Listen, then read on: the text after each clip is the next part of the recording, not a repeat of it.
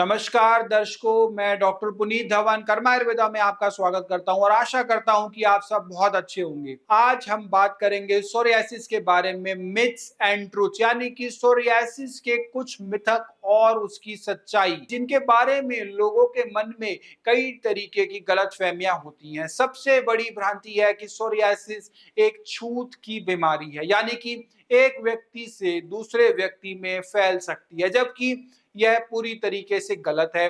Psoriasis संक्रामक यानी कि कॉन्टेजियस नहीं है। यह किसी भी तरीके से एक इंसान से दूसरे इंसान को नहीं फैलती है, लेकिन जब किसी को यह बीमारी होती है तो लोग इसे लेकर अनावश्यक चिंता और डर से जीने लगते, जिससे उनकी नींद तक प्रभावित होती है। यह एक ऑटो इम्यून डिजीज है जो शरीर की रोग प्रतिरोधक क्षमता यानी कि डिजीज रेजिस्टेंस से संबंधित है। सोरियासिस केवल स्किन डिजीज नहीं, बल्कि यह अंदरूनी रूप से कई अंगों को प्रभावित कर सकता है। यह रोग न केवल त्वचा में खुजली और पपड़ीदार परतें उत्पन्न करता है, बल्कि जोड़ों में दर्द, सूजन, कठोरता और डिफॉर्मिटी जैसी समस्याएं भी ला सकता है। यह बीमारी किसी भी उम्र में हो सकती है, यहाँ तक कि छोटे बच्चों को भी प्रभावित कर सकती है। बहुत से लोग सोचते हैं कि यह सिर्फ बुजुर्गों में या युवा वर्ग में ही होती है, लेकिन यह धारणा भी गलत है।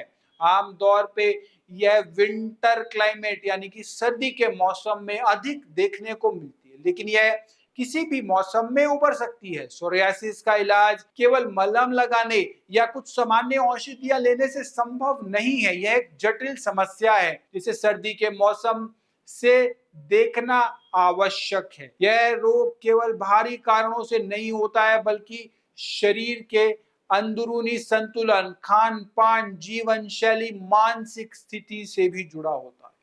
इसीलिए सोरियासिस का प्रभावी इलाज आयुर्वेदिक दृष्टिकोण से किया जाना चाहिए, जिसमें संपूर्ण शरीर का उपचार शामिल है। हमारे अस्पताल में आयुर्वेदिक चिकित्सा द्वारा इस बीमारी का जड़ से उपचार करते हैं, जिससे न केवल लक्षणों में सुधार होता है, बल्कि रोग के मूल कारणों को भी समाप्त किया जा सकता है। इसके अलावा कई लोग यह मानते हैं कि सोरियासिस गंदगी के कारण होता है।